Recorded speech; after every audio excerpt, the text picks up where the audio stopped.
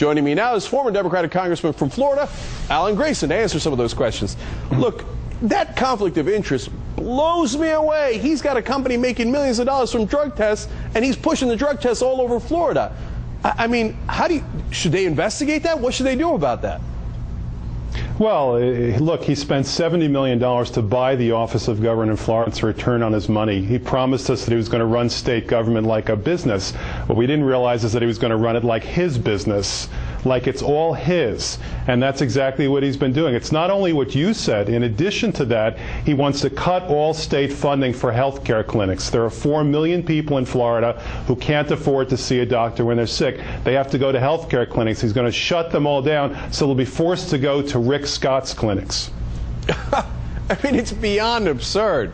So, again, let me turn to the prescription problem, because that's a whole other thing. Why does he not want to track these prescription drugs?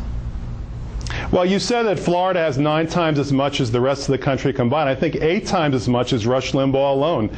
It's exactly what you said. I don't think he wants to take the heat from Rush Limbaugh. You think it's just that simple? On Rush Limbaugh alone, he's like, let's leave these guys alone. Well, look, all the right-wing leaders have catered to Rush Limbaugh for years and years. You know, he says jump and they say how high. And you're seeing that now with the governor of Florida.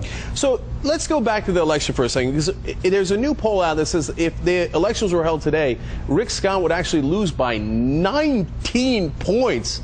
That's a huge swing. So obviously the people of Florida, once he got into power, and it didn't take long, were like, whoa, that is not what we expected. So what did they expect and what did they get? Listen, this is somebody who made his fortune by cheating sick people.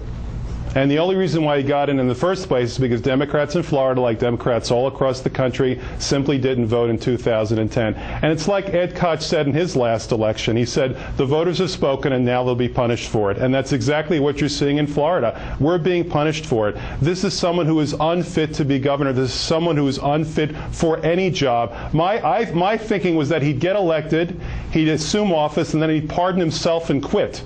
But unfortunately, he's doing far worse than that, using the state of Florida to stuff money in his own pocket, because he thinks the real problems facing Florida today, with 4 million people without health insurance, with 13% unemployment, the real problem in Florida today is that Rick Scott doesn't have enough money. And he's dead set on doing something to correct that problem. So final question for you. What can the people of Florida do about this? Now that they realize the scandal that he ran on them, and you see they don't like him anymore, and they're like, whoa, I didn't know he was going to funnel all of this business to his own companies, now run by his wife. What can they do about it?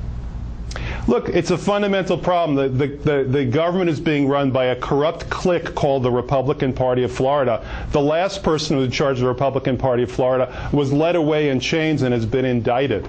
It's as if the state has been taken over by the mafia. That's how bad the Republican Party of Florida is. And unfortunately, the governor himself appoints 5 of the 9 members of the Florida Ethics Commission. So you can be sure that all those Republicans are going to do nothing about this. The only recourse we may have in the end is to storm the Bastille. Okay, but seriously, what if he says, hey, you know what? Look, I am going to make more money. This money's going to get funneled to my companies because I'm going to drug test everybody. Okay, I'm going to drug test you and your dog, and all that money's going to get funneled to me. What are you going to do about it? What can we do about it? I'm just glad that Rick Scott's company doesn't do proctological examinations, because then we'd all have to bend over and cough.